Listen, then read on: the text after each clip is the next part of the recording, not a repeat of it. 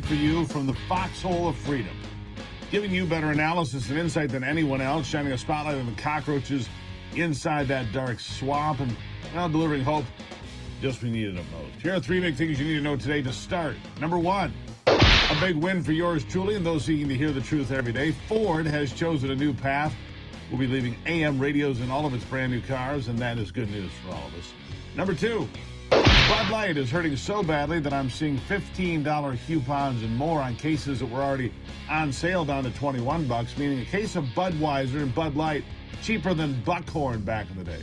And number three, we're getting down to the main event with Republicans jumping into the race for president left and right. South Carolina Senator Tim Scott got in this week. Glenn Youngkin, the governor of Virginia, weighing his options and might join the fray. But the real announcement that has the potential to turn the GOP dogfight hot is coming later today. Florida Governor Ron DeSantis, who's been attracting a lot of money and a lot of attention from the mega donors, a lot of attention from the media as well. While catching the ire of former President Donald Trump, set to formally announce his candidacy tonight, 6 p.m., during a live event with Elon Musk. It'll happen on Twitter. Certainly a big deal. It means the long-rumored matchup for the GOP set to begin in earnest today. It's also the first time we've even seen a major candidate announcement come like this on social media. It's been confirmed by the world's richest man, Elon Musk himself, who will be asking questions, we're told, of the governor. We're told it'll be live and without a script of any kind.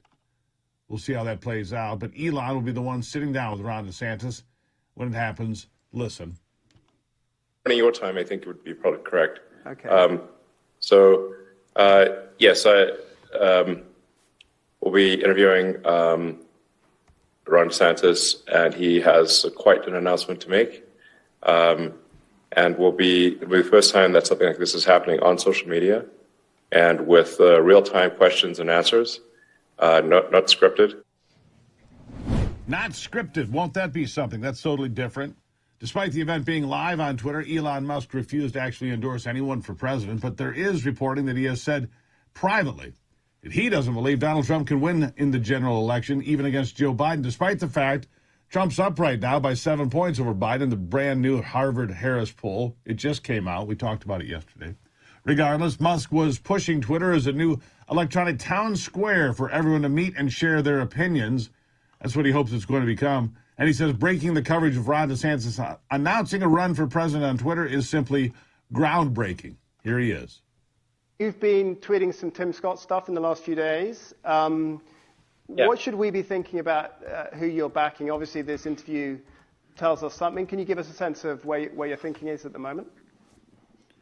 Yes, I mean, I'm not at this time planning to endorse any particular candidate, but I am interested in X/Twitter being somewhat of a public town square, and where more and more organizations host content and make announcements on Twitter. It's the only place on the internet to really get real time, like down to the minute and second news, and it's so I think it's quite groundbreaking that there would be a major announcement of this type on social media. Well, there you go. Despite the move, however, President Trump has not appeared on the platform. Despite his ban being lifted months ago after Musk bought the social media giant for $44 billion. I mean, that's part of the play here. Get Trump back on Twitter. Of course it is. Musk is a businessman. And what about DeSantis? The Trump supporters have been ruthless to him ever since the rumors began months ago that he may join the race for the White House. And DeSantis even put out a commercial a while back that basically gave credit to President Trump for him winning in his first run for governor. That's right. Listen to this. One more Trump ad about you. Ron DeSantis was struggling big time in his primary race for governor of Florida. Then DeSantis was saved by the endorsement of President Trump. They show you reading to your children. Make America great again. Build the wall. Then Mr. Trump said, "You're fired." Big league, so good. Build the wall. Sounds like you were sucking up to Trump. Well, if you watch that, I mean, it was a satirical ad. It was a little tongue in cheek, but that was many years ago. I was running, and we wanted to get some notoriety, and so I knew if we did that, that it would cause the press to go berserk. And what they would do is they would be outraged by it, but they would keep playing it. And so people would see. And so what we were able to say is, okay, here's my wife. We're a young family. Here's that. And so that kind of got projected out. So I don't even know how much money we paid to run it, but the media ran it for us because they were so upset, that it was a pro-Trump ad. Yeah.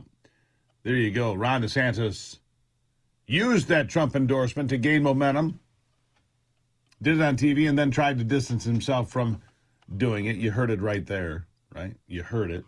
And then you have to ask about the relationship between Musk and DeSantis. I mean, if the richest person in the world says yes to sitting down with you so you can announce your bid to be president of the United States, but he doesn't endorse you outright, well, that leaves questions. Is Musk doing it to help DeSantis, or is Musk doing it to help Musk? I dug deeper into the vault and pulled out this gem with DeSantis discussing Elon Musk moving companies out of California and setting up shop in Florida. So here's what I found. Listen. Dysfunctional government can take the state with more natural advantages than any other state in our country, all these great industries, great weather, and it could basically ruin it. What does it say that Elon wants to move Twitter out of San Francisco, and he's shopping right now? He's not paying rent anymore. He's going to move it out. Could Elon move Twitter to Florida? Would you support that? I don't know. I mean, I know Elon, and I basically what I would tell him is like, okay, if you're going to move Twitter to Florida, are you bringing woke employees to Florida, or are you bringing just your people? If it's just his people, then it may be good. But it's like, and he did fire a lot of people at Twitter. What percentage of your staff did you fire at Twitter? One of the great business stories of the year. I think we're about 20% of the original size. So 80% left. Yes. And he's made the point that Twitter and other types of Silicon Valley companies, they live in this intellectual cocoon. Woke ideology infuses everything. And over the last many years, they've been exporting that ideology via these social platforms all the way around the world. Yeah. And it's really, I think, infected politics, culture in a very negative way. So I really applaud him for taking on Twitter, trying to moor it back towards facts and truth, and stop to always parrot the ideology and trying to censor beliefs that conflict with it. San Francisco, look, politically was never my cup of tea, right? But I mean, you go back 10 years or so, it was a very thriving, bustling city. Yeah. People like to visit there. Who's taking vacations to San Francisco now? Nobody's doing that. I mean, it's just not something they're doing. So why would anybody go to San Francisco now? He makes some good points there. So it's going to happen tonight at 6 o'clock. We're going to talk more about this in just a moment. But he's jumping in the race. It at least appears that way, Governor Ron DeSantis, because all Musk said was for a very big announcement. The word is he's going to announce for president at 6 o'clock tonight on Twitter with Elon Musk. What does it mean? It means it's going to be a knockdown, drag-out fight for the primary. Of course, Donald Trump has a massive lead right now in the polling. Will it hold? We'll see. We'll see. And we'll talk more about it, like I said, in just a moment. Good to have you here. It's the Steve Gruber Show.